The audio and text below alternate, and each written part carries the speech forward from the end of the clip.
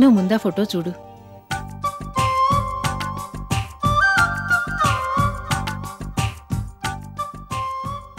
నాదే ఉందమ్మా. నీకు నాన్నకి నచ్చితే చాలు. అదేంటి అలా అంటావు?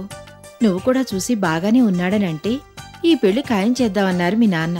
నువ్విక్కడే ఉండు, నేను ఆ ఫోటో తీసుకొస్తాను.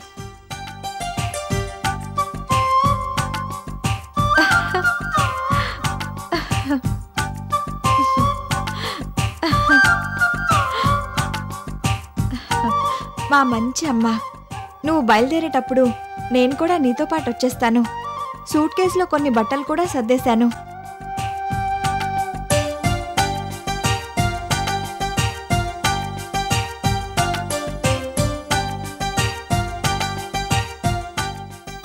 తీసుకో, చూసి నీ అభిప్రాయం చెప్పు.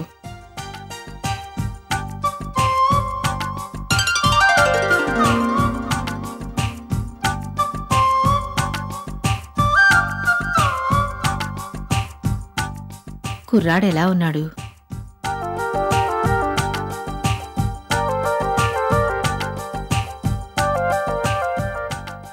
ఎంబీఏ చేశాడట.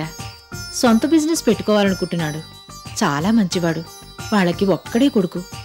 ఆస్తి కూడా బాగానే ఉంది.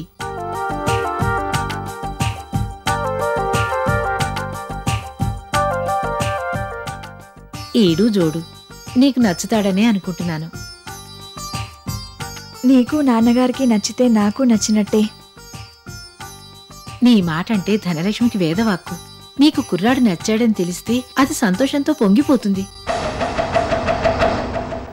ధనలక్ష్మ? అవును, దానికి కుర్రాడు బాగా నచ్చాడు. నీ అభిప్రాయం తెలుసుకోవాలని ఒకటే ఉవ్విళ్ళూరుతోంది. ఈ సంబంధం అన్ని విధాలుగా నచ్చింది కాబట్టే మీ నాన్న వాళ్ళిద్దరికీ పెళ్లి చేయాలని నిర్ణయించారు.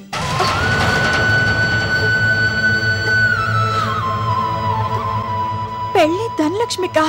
అవును. ఏంటి అలా తెల్లమొహం వేశావు? ఏమైంది? నీకు తెలుసుగా, ధనలక్ష్మి అంటే మీ నాన్నగారి పంచ ప్రాణాలు. దాన్నెప్పుడూ తమ్ముడు కూతురు అనుకోలేదు. సొంత కూతురులాగానే చూసుకుంటూ వచ్చారు. మీ బాబాయ్ చనిపోయిన దగ్గర్నుంచి దాని మీద మరింత ప్రేమ పెంచుకున్నారు. దాని పెళ్లి తనే చేయిస్తానని నీతో కూడా అనేవాడు కదా. కుర్రాడిది పెద్ద కుటుంబం కావడంతో కట్నం భారీగానే అడిగారు. మీ నాన్నకంత స్తోమత లేదు కదా. అందిన చోట అప్పు చేశారు. ఎలాగో కొంత డబ్బు పోగు చేశారు. కానీ అది సరిపోదు. అనుకున్నట్టుగా దాని పెళ్లి జరగాలంటే నువ్వు కూడా కొంత సాయపడాలి. ఆ విషయమే నీతో మాట్లాడి రమ్మని మీ నాన్న నన్నిక్కడికి పంపించారు. ఈ మధ్యే నువ్వు మేనేజర్ అయ్యావని మీ నాన్నతో చెప్పాను. మీ ఆఫీసులో లోన్ ఏదైనా ఇస్తారేమో కనుక్కోమన్నారు మీ నాన్న. మీ నాన్న ఇప్పుడు ఎవరినీ చేయిచాచి అడగలేదు. ధనలక్ష్మి పెళ్లి చేయడం కోసమే ఇప్పుడు నీ తిప్పలు పడుతున్నారు. ఎలాగైనా తన బాధ్యత నెరవేరాలని ఆయన తాపత్రయం. ఈ సంబంధం మీరు మొదట్లో నా కోసం చూశారు కదా? అవును. మరిప్పుడు ధనలక్ష్మికిచ్చి చేయాలని ఎందుకు అనుకున్నారు? ఏం చేయవే, నీ గురించి ఊర్లో నానా రకాలుగా అనుకున్నారు. మమ్మల్ని కూడా ఇష్టం వచ్చినట్టుగా ఆడిపోసుకున్నారు. ఇలాంటి పరిస్థితుల్లో ఆ ఊర్లో నీ పెళ్లి ఎలా జరిపించగలని చెప్పు. పైగా ఆ పెళ్ళికొడుకు వాళ్లకు కూడా నీ విషయం తెలిసిపోయే ఉంటుంది. నిన్ను చేసుకోవడానికి వాళ్ళు ముందుకి రారు. అంటే నీకు నాన్నకి ఇంకా నా మీద నమ్మకం కుదరలేదన్నమాట. నేను తిరిగిపోతున్నానే అనుకుంటున్నారన్నమాట. ఎవరో పుట్టించిన పుకార్లని నిజాలుగానే మీరు భావిస్తున్నారన్నమాట. లేదే, మాకు నీ సంగతి బాగా తెలుసు. నీ మీద మాకెటువంటి అనుమానాలు లేవు. కానీ నిన్ను చేరతీస్తే ఆ ఊర్లో నేను మీ నాన్న తలెత్తుకు బతకలేవు. నువ్వెక్కడున్నా సుఖంగా సంతోషంగా ఉంటే మాకంతే చాలు. నువ్విక్కడ బాగానే ఉంటున్నావని తెలుసుకుని తృప్తిపడ్డాం.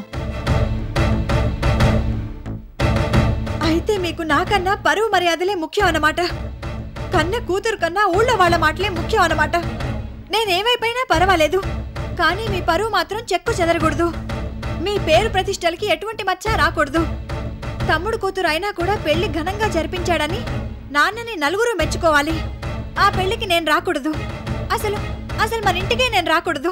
కానీ నా డబ్బు మాత్రం మీ చేతికి అందాలి. నేను కష్టపడి సంపాదించిన సొమ్ముతో మీ పరువు మర్యాదల్ని మీరు నిలబెట్టుకోవాలి. చిచి, అసలు మీరు తల్లిదండ్రులేనా? ఆయనకు బుద్ధి లేదు సరే, కన్న తల్లివి, నీకు మనసులా ఒప్పింది?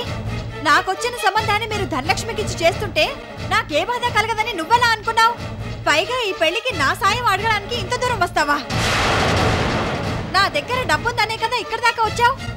అది లేకపోతే నేను అసలు మీకు గుర్తొచ్చుండేదాన్నే కాదు కదా. నేను చస్తే ఓ ఏడు పేర్చి ఊరుకునేవాళ్ళు. కన్న కూతురు పెళ్లి విషయం మర్చిపోయి తమ్ముడు కూతురు పెళ్లి కోసం ఇంత హైరాణ పడిపోతారా? ఇక్కడ నేను ఎలా ఉన్నానని ఏనాడు పట్టించుకోలేదు. నువ్వు ఫోన్ చేస్తే మీరు మనసు మార్చుకున్నారేమోనని ఆశపడ్డాను, కానీ మీ దుర్బుద్ధిని తెలుసుకోలేకపోయాను. నేను మీ దృష్టిలో ఎప్పుడో చచ్చిపోయాను. చచ్చిపోయిన కూతురు మళ్ళీ మీకు ఎలా గుర్తుకొచ్చింది? నా కష్టాల్ని కన్నీళ్ళని పట్టించుకోకపోగా వాటిని మీ స్వార్థానికి వినియోగించుకోవాలని చూస్తారా? ఇంతకన్నా నీచమైన పని ఇంకొకటి ఉండదు. అయినా మీరు అడగంగానే డబ్బు ఇచ్చేస్తానని ఎలా అనుకున్నారు? నేను అమాయకురాల్ని, వెర్రిదాన్ననే కదా నా డబ్బు కోసం ఆశపడ్డారు. ఎప్పట్లాగానే అతి మంచితనానికి పోయి మీరు అడగంగానే ఈ సాయం చేస్తానని అనుకున్నారు కదూ? I'm very sorry. ఆ శ్రీదేవి ఎప్పుడో చచ్చిపోయింది. ఏనాడైతే మీరు చీపమ్మని ఆ ఇంటి నుంచి వెళ్ళగొట్టారో ఆ రోజే మీ పరువు మర్యాదల కోసం తనని తాను ఆహుతి చేసుకుంది. మీ కూతురు చచ్చిపోయింది.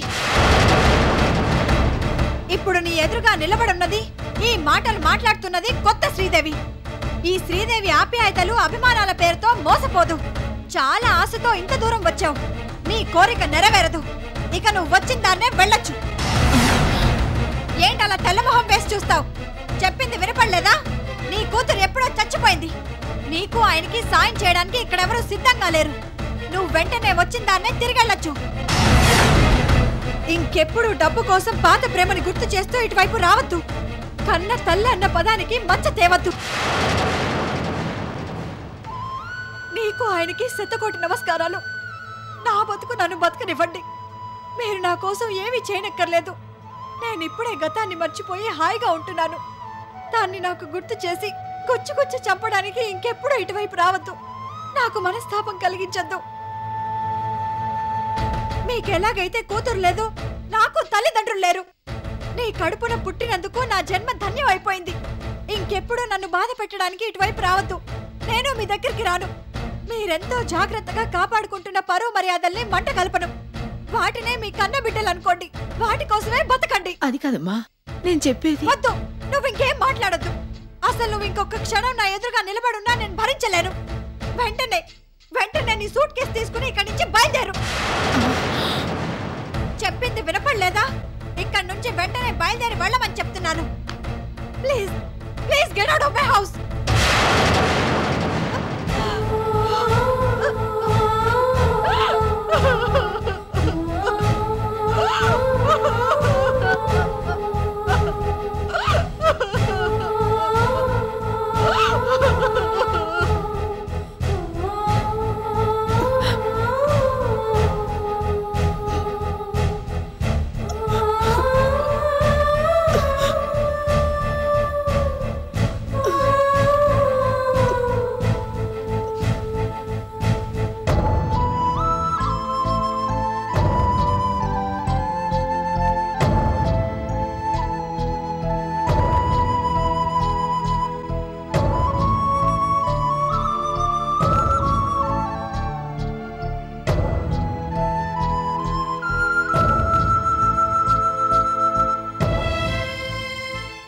మీరా? అవును, జరిగింది విని తట్టుకోలేకపోయాను. అప్పట్నుంచి నాకసలు నిద్రే పట్టడం లేదు. బాలకృష్ణ గారికైతే ధైర్యం చెప్పగలిగాను, కానీ నా మనసులో ఉండటం లేదు. మీతో ఒకసారి మాట్లాడి వెళ్దామని వచ్చాను. కూర్చోండి. మీరెలాగైనా సుప్రతీకి నచ్చజెప్తారన్న నమ్మకంతో నేనున్నాను. అదే విషయాన్ని బాలకృష్ణ గారికి కూడా చెప్పాను. ఇవాళ రేపు సుప్రతీక మనసు మారుతుంది, ఈ పెళ్లి తప్పకుండా జరుగుతుందని ఆయనకి ధైర్యం చెప్పాను. నాకంతా అయోమయంగా ఉంది. ఏం చేయాలో అర్థం కావడం లేదు. మీరే అలా అంటే ఎలాగూ? నేనేం చేయగలను? సుప్రతీకకి చాలాసార్లు నచ్చజెప్పి చూశాను. తనసలు నా మాట వినిపించుకోవడం లేదు. అసలు ఆ టాపిక్ గురించి డిస్కస్ చేయడమే తనకిష్టం లేనట్టుగా ఉంది. నాకేం చేయాలో అర్థం కావడం లేదు. మొన్న బాలకృష్ణ గారు ఇక్కడికి వచ్చి వెళ్ళిన తర్వాత నేను అసలు ఆఫీసుకు కూడా వెళ్ళలేదు. ఏవేవో పిచ్చి పిచ్చి ఆలోచనలు వస్తున్నాయి. మా ఇంటికి కూడా నేను వెళ్ళలేదు. అప్పటి నుంచి ఇక్కడే ఉండిపోయాను. సుప్రతీకని కన్విన్స్ చేయడానికి చాలా ప్రయత్నించాను, కానీ నా వల్ల కావడం లేదు. అయ్యో, మరిప్పుడు ఎలాగండి? మీరే ఈ సమస్యని పరిష్కరించగలరన్న నమ్మకంతో నేనున్నాను. ఇప్పుడు మీ మాటలు వింటుంటే నాకు భయమేస్తోంది. మీకే కాదు, నాకు కంగారుగానే ఉంది. ఏం చేయాలో పాలుపోవడం లేదు. అతి కష్టం మీద నన్ను నేను కంట్రోల్ చేసుకుంటున్నాను. అసలు ఆఖరి నిమిషంలో ఇలా ఎందుకు జరిగిందో నాకు అర్థం కావడం లేదు. సుప్రతీక్ ఇప్పుడు ఇంట్లో ఉందా? లేదు, పనుందంటూ ఆఫీస్కి వెళ్ళిపోయింది. ఇంట్లో ఉంటే ఈ విషయం గురించి నేను మాట్లాడతానని అనుకుందేవో. టిఫిన్ చేసేసి హడావిడిగా ఆఫీస్కి వెళ్ళిపోయింది. నాకసలు కాలు చెయ్యి ఆడడం లేదు. సమతకి ఇంకా ఈ విషయం చెప్పలేదు. చెప్తే తను అప్సెట్ అవుతుందని నా భయం. సమతకి ఈ విషయం తెలియనివ్వద్దని బాలకృష్ణ గారు కూడా అన్నారు. అవును, నిజమే. సమతకి ఇప్పుడు ఈ విషయం తెలియకూడదు. తెలిస్తే తప్పకుండా అప్సెట్ అవుతుంది. తను తల్లిగా పోతుందని బాలకృష్ణ గారు ఫోన్ చేసి చెప్తే నాకెలా స్పందించాలో అర్థం కాలేదు. ఆ ఆనందం మొత్తాన్ని ఈ బాధ మింగేసింది. సుప్రతీక్ ఇంకా ఈ విషయం తెలీదు. నేను చెప్పలేదు. చెప్తే సమతతో తప్పకుండా మాట్లాడుతుంది. దాంతో సమతకు జరిగిందంతా తెలిసిపోతుంది. ఆ భయంతోనే నేను సుప్రతీకకి సమత గురించి చెప్పలేదు. సమతతో సుప్రతీక మాట్లాడినా ఈ విషయం చెప్పకపోవచ్చులేండి. సమతకి ఈ విషయం తెలిస్తే అప్సెట్ అవుతుందని సుప్రతీక కూడా తెలుసు కదా. నిజమే, సుప్రతీక చెప్పకపోవచ్చు. కానీ సమత చాలా తెలివైంది. సుప్రతీక మాట తీరుని బట్టి డెఫినెట్గా ఈ విషయాన్ని పసిగడుతుంది. అందుకే సుప్రతీక దగ్గర ఈ టాపిక్ ప్రస్తావించలేదు. సమత సుప్రతీకతో ఫోన్లో మాట్లాడకుండా నేను జాగ్రత్త పడుతున్నాను. అత్తమ్మకి తన విషయం ఇంకా చెప్పలేదా అని పొద్దున్న సమత నన్ను అడిగింది. సుప్రతీక చాలా బిజీగా ఉందని, వీలు చూసుకొని తనతో మాట్లాడతానని ఏదో నచ్చజెప్పాను. కానీ ఎప్పటికైనా సమతకి అనుమానం రాకపోదు. వాళ్ళిద్దరూ మాట్లాడుకోకుండా మనం ఎన్నాళ్ళు ఆపగలం? నిజమే, అది కష్టమే. సమతకి ఈ విషయం తెలిసేలోగా నేను సుప్రతీకని కన్విన్స్ చేయగలిగితే బాగుంటుంది. కానీ అది ఎలాగో అర్థం కావడం లేదు. నా శాయశక్తులా ప్రయత్నిస్తాను.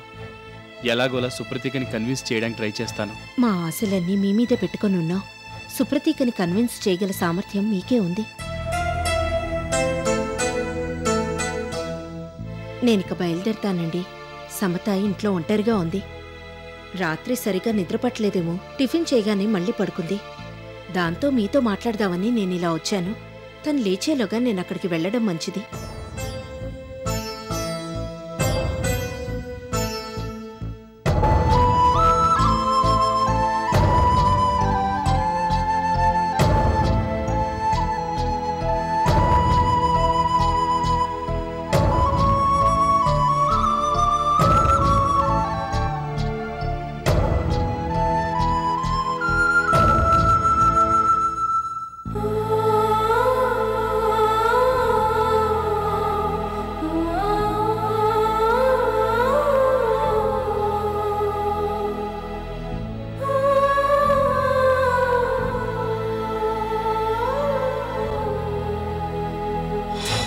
మీ నాన్న ఇప్పుడు ఎవరినీ చేయిచాచి అడగలేదు. ధనలక్ష్మి పెళ్లి చేయడం కోసమే ఇప్పుడు నీ తిప్పలు పడుతున్నారు. ఎలాగైనా తన బాధ్యత నెరవేరాలని ఆయన తాపత్రయం. ఈ సంబంధం మీరు మొదట్లో నా కోసం చూశారు కదా? అవును. మరిప్పుడు ధనలక్ష్మికి ఇచ్చి చేయాలని ఎందుకు అనుకున్నారు? ఏం చేయవే, నీ గురించి ఊర్లో నానా రకాలుగా అనుకున్నారు. మమ్మల్ని కూడా ఇష్టం వచ్చినట్టుగా ఆడిపోసుకున్నారు. ఇలాంటి పరిస్థితుల్లో ఆ ఊర్లో నీ పెళ్లి ఎలా జరిపించగలని చెప్పు. పైగా ఆ పెళ్లి కొడుకు వాళ్ళకు కూడా నీ విషయం తెలిసిపోయే ఉంటుంది.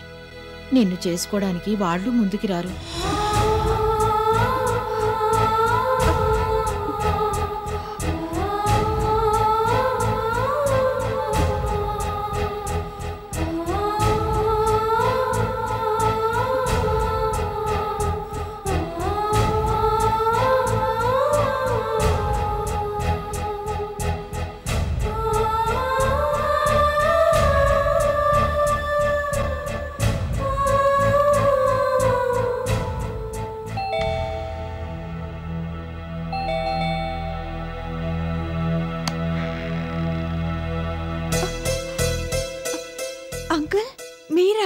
అవును, నేనే. నువ్వు 2 రోజులుగా ఆఫీస్కి రాలేదు. పర్సనల్ డిపార్ట్మెంట్ వాళ్ళని అడిగాను. నువ్వు లీవ్ పెట్టలేదని, వాళ్ళకి అసలు ఇంటిమేటే చేయలేదని చెప్పారు. దాంతో కొంచెం కంగారు అనిపించింది. అసలే ఒంటరిగా ఉంటున్నావు. నీకు ఒంట్లో బాగుండలేదేమో ఒకసారి చూసి వెళ్దామని వచ్చాను. Thank you so much uncle. Very kind of you. రండి, లోపలికి రండి.